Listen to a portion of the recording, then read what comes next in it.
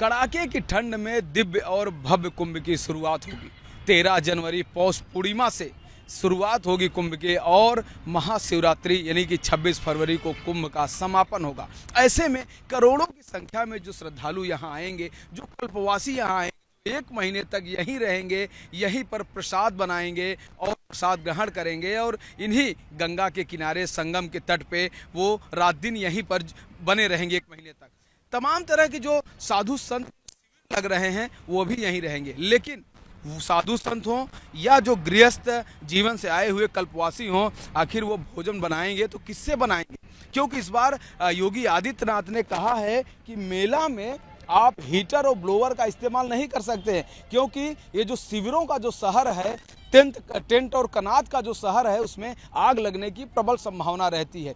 ऐसे में यह भी कहा गया है कि जो गैस चूल्हा है उसका भी उपयोग कम ही हो। तो फिर विकल्प क्या है? फिर विकल्प आता है हमारा पारंपरिक जो रहा है रीति रिवाज, चूल्हा, यानी कि चूल्हे से ही लकड़ियों के माध्यम से लोग भोजन प्रसाद बना सकते हैं, चाय आदि बना सकते हैं। और साथ ही कड़ाके की ठंड में अगर ठंड लग रही हो तो आप हीटर और ब्लोअर की जगह पे किसका उपयोग करेंगे, उस विकल्प पर भी यहाँ के स्थानीय लोग काम कर रहे हैं। अब मैं आपको दिखाना चाहता हूँ कि आप देखिए, ये चूल्हे बनाए जा रहे हैं। ये कई स्टेप में बनते हैं। पहला स्टेप तो यह होता है। दूसरे स्टेप की बात करूं तो देखिए, ये चूल्हा जो है इस तरह से बना हुआ है। आप व्हाइट कलर में देखिए कि किस तरह से चूल्हे का निर्माण किया गया है। और साथ ही ये फाइनल स्टेप है। आप देख रहे हैं कि गाय के गोबर से ऊपर लेप लगाया गया है और ये चूल्हा बन के तैयार हुआ।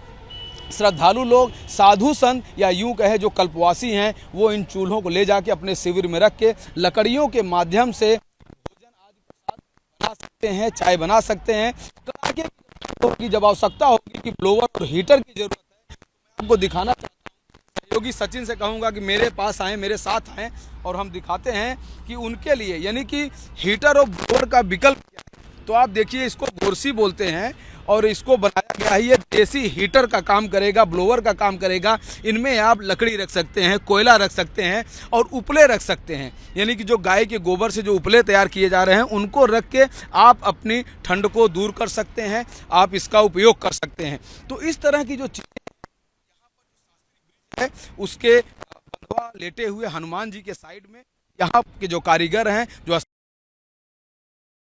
भारी संख्या में श्रद्धालुओं के लिए ये देसी चूल्हे बनाए जा रहे हैं और देसी हीटर भी बनाया जा रहा है। साथ ही और भी जो मिट्टी के बर्तन होते हैं उसको भी तैयार किया जा रहा है, अलग अलग पात्र में तैयार किया जा रहा है कि इसका हम उपयोग कैसे कर सकते हैं। तो इस चीज़ का भी ध्यान दिया जा रहा है। और ऐसे में जब मुख्यमंत्री योगी आदित्यनाथ ने यह कहा हो कि मेला में हीटर और ब्लोअर का इस्तेमाल न किया जाए, गैस चूल्हों को भी कम उपयोग में लाया जाए, तो इन सब जो देसी चीज़ें हैं, जो पारंपरिक चीज़ें हैं, इनका उपयोग महत्वपूर्ण हो जाता है, इनकी आवश्यकता भी महत्वपूर्ण हो जाती है।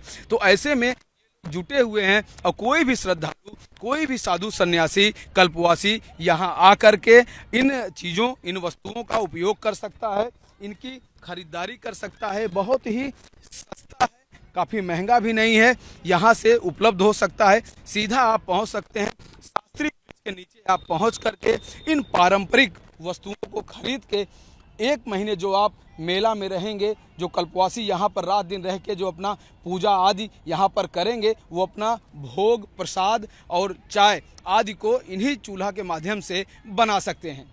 वीडियो जर्नलिस्ट सचिन सैनिक साथ राघवेंद्र पांडे, रिपब्लिक भारत, प्रयागराज।